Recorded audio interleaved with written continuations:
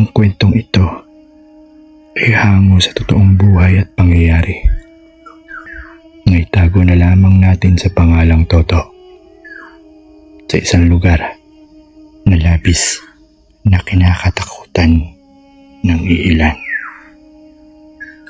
Ang Kalye 13. Isang gabi, naglalakad ako sa Kalye 13. Alas 10 na noon ng gabi. Medyo madilim na ang kalye, gawa ng walang ilaw. Kung meron man, minsan ay patay sindi. Dahilan para mahilo ka pa.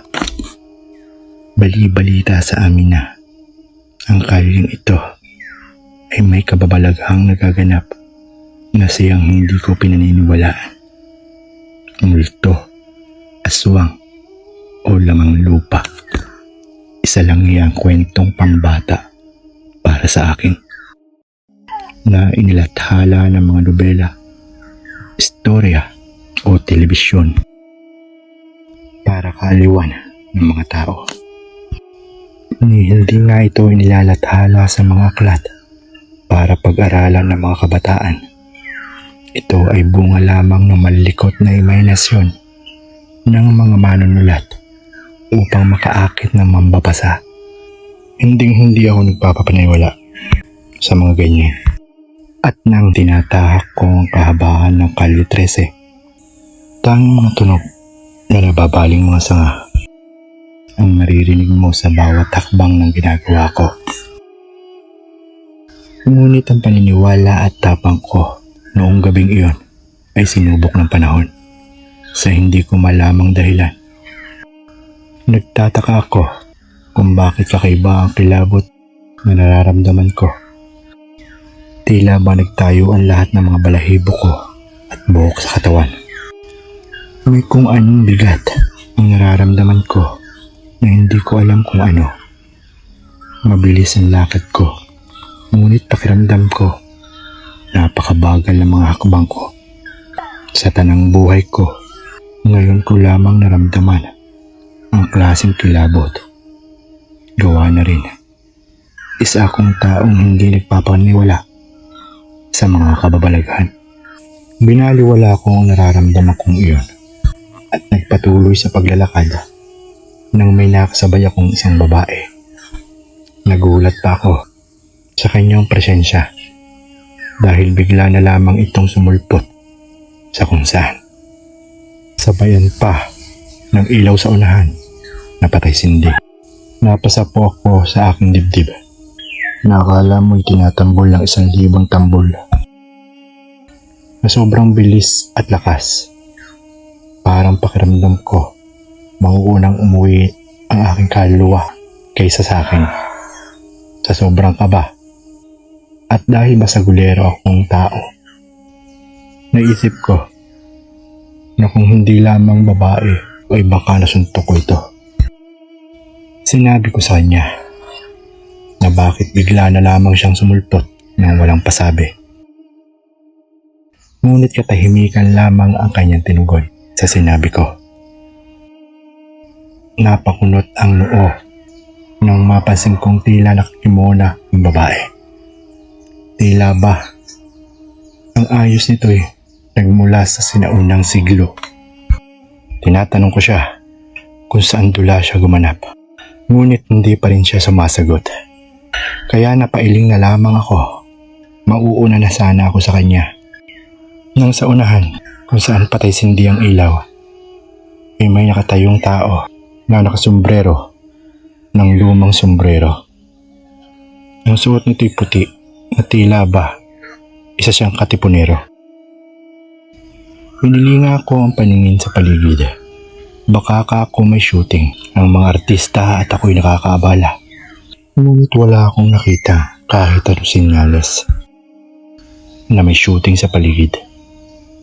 Kinabahan ako dahil ang lalaking nag-aala katapunero ay may dalang itak na napakahaba. Hindi ko alam kung tutuloy ba ako o aatras. Ngunit kung aatras ako'y babalik ako sa kabilang kalye at mapapalayo lamang ako. At ngayong gabi Halos isumpa ko ang kalyang napapabalitang daanan ng mga maligno. Ngunit pilit kong inaalis sa isip ko na multo ang nakikita ko. Tinatak ko sa isip ko na hindi dapat ako matakot sa multo dahil walang magagawa iyon sa oras na makipagsapakan ka. Babalik na sana ako sa aking pinanggalingan nang halos lumuwa ang mga mata ko sa sobrang takot.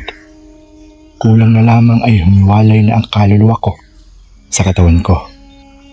Mga dugo ang kababaihan ang nakita ko. Lahat sila ay nakakimuna. Ang iba ay may daladalang abaniko. Ang kanilang mga damit ay halos wasak at puro putik. Sabay-sabay nilang binuklat ang kanilang mga abaniko at ipinaypay ng tila Maria Clara. Nakakakilabot ang tunog ng kanilang abaniko at ang mas nakakakilabot ay ang pagsabay-sabay nilang lumingon sa akin. Nakatago ang kanilang mga mukha sa mahahaba nilang buhok habang pabilis ng pabilis ang pagpaypay nila ng kanilang abaniko ay pakilabot ng pakilabot ang tunog nito. Ang lalaking nakasuot ng pangkatipunero ay dahan-dahang naglakad, dala ang kanyang itak. Nakatapat pa siya sa ilaw at napakalamya ng liwanag. Hindi ko alam kung ano ang aking mararamdaman sa mga oras na iyon. Tatakbo na sana ako nang mapansin kong dumami na ang mga tao sa kalye na hindi ko alam kung mga tao pa ba o isang kababalaghan. Nakapila sila ng tuwid. Ang iba'y may dalang mga bag. Ang iba'y may mga sanggol. At may mga sundalong nakasunod sa kanila. Black and white ang paligid. Na tila ba nanonood ako ng lumang palabas. May mga bata ring nakapila. Mga nasa edad 5 pataas. Basta marunong na maglakad. May mga lalaki nakasuot ng kulay del Carmen na mahaba at may sinturon na puti. Para silang mga padre sa lumang panahon. Umiiyak ang iba. Ang iba naman pagod na. At ang kinagulat ko ay kapag humihinto ay pinapatay ng mga sundalong hindi ko alam kung anong lahi. Napaupo ako.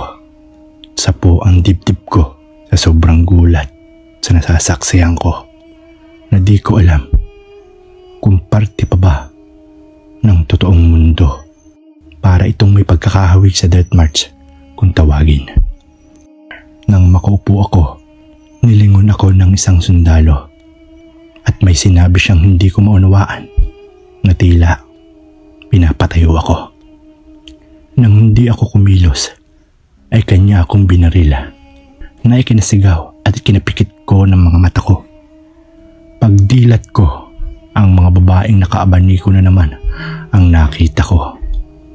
At sa pagkakataong ito, tila nagwawala na sila.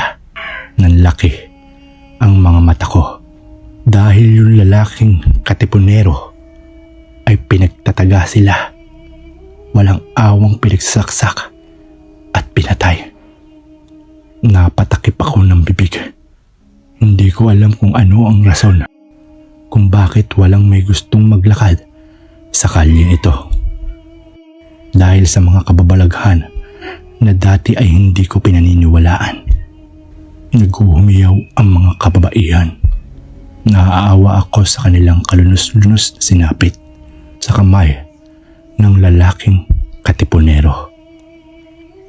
Hindi ko alam saan nanggaling ang mga kababaihan o saan pupunta. Ang alam ko lang, sa mga oras na ito ay walang awang pinaslang sila. Dali-dali akong tumayo para umalis na sana. Nang bigla akong hawakan ng lalaking pumaslang sa mga kababaihan. Pinahawak niya sa akin ang itak na dala-dala niya. Saka Itinuro ako na ako ang pumaslang sa mga kababaihan. Nang may dumating na sundalo, sa takot ko ay hinabol ko siya sa tapat ng poste na ngayon ay malaking puno na ng akasya, na lalo kong ipinagtaka. Wala na akong maunawaan. Tila nasa makalumang panahon ako. Hindi ko alam kung anong taon o siglo. Nagmamakaawa siya sa akin. Di ko rin alam kung bakit hinahabol ko siya. Tila ba may sariling buhay ang aking katawan o may ibang tao sa katawan ko na siyang nagmamanipula. Tila ba naging parte na ako ng lahat ng pangyayari nang hilakbot ako ng tagain ko, ang lalaking namaslang sa mga kababaihan. Walang awa ko siyang pinagtataga sa ilalim mismo ng puno ng akasya. Umiyak na ako dahil hindi ko alam anong nangyayari o anong mangyayari. Dumating ang mga sundalo. Pinipigilan nila ako. Nakatutok ang kanilang mga baril. Ngunit ang taong nasa katauhan ko ay tila walang takot na sila'y hinaharap.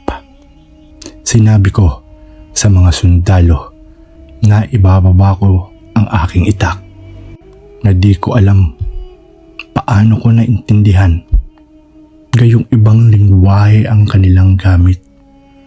Ngunit nagmatigas ako at tinaga ko ang isang sundalong lumapit sa akin.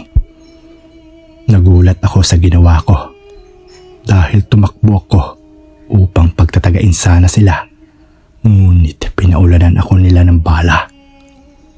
Nagsisigaw ako dahil ramdam ko ang tama ng bala sa katawan ko. Naramdaman ko ding bumulagta ako sa kalsada at nawalan ng malay. Di ko alam kung malay ang nawala sa akin o baka buhay ng kung sino mang nasa loob ng katawan ko. Nakita kong pinalibutan ako ng mga sundalo. Tinutusok nila ang tadyang ko ng kanilang mga baril. Nararamdaman ko ang pagtusok, ngunit ang nasa loob ng katawan ko'y hindi na niya iyon nararamdaman. Binuhat nila ako at ang lalaking una kong tinaga, nakita kong naghuhukay na sila sa tabi ng puno ng akasya. Naisip kong ililibing ba nila ako ng buhay. Hindi ko alam kung ito na ba ang katapusan ko o malilibing ba ako ng buhay. Malaking apoy ang aking nakikita. Sinunog nila ang mga bangkay ng kababaihan. Kaya pala ganun ang kanilang mga itsura na parang nakadikit ang mga buhok sa kanilang mga mukha at iika-ika silang maglakad. Halos sumiwalay na ang kaluluwa ko sa takot ng ihagis nila ang katawan ko sa kanilang hinukay, kasama nung lalaking sa mga kababaihan. Sumigaw ako hanggat kaya ko nang may iilang taong lumapit. Nang makita kong tumatakbo sila papalapit sa akin ay nawalan ako ng malay. Nagising ako sa isang kulay puti na tila kahon. Kaya naisip kong nasa loob na ba ako ng nicho, kung patay na ba ako. Lumapit ang isang nakaputi at tinanong ko kumusta ako at nagpakilala siyang doktor. Nakita ako ng mga kabataan na nagsisigaw sa Kalye 13 kung saan iniiwasan daanan ng ilan. Nakita nila ako sa may poste ng ilaw na nagsusumigaw. Nalaman ko din na naging libingan ang lugar na iyon. Libingan ng mga pinatay ng isang lalaki ilang siglo na nakakaraan. Galing umano sa sayawan ang mga dalaga nang mamataan sila ng isang lalaking may sakit sa pag-iisip. Marami ng kaganapan sa Kalye 13 sa panahon ng lumang panahon. Isa rin ito sa dinaraanan ng parada kung saan pinapatay ang sinumang hihinto.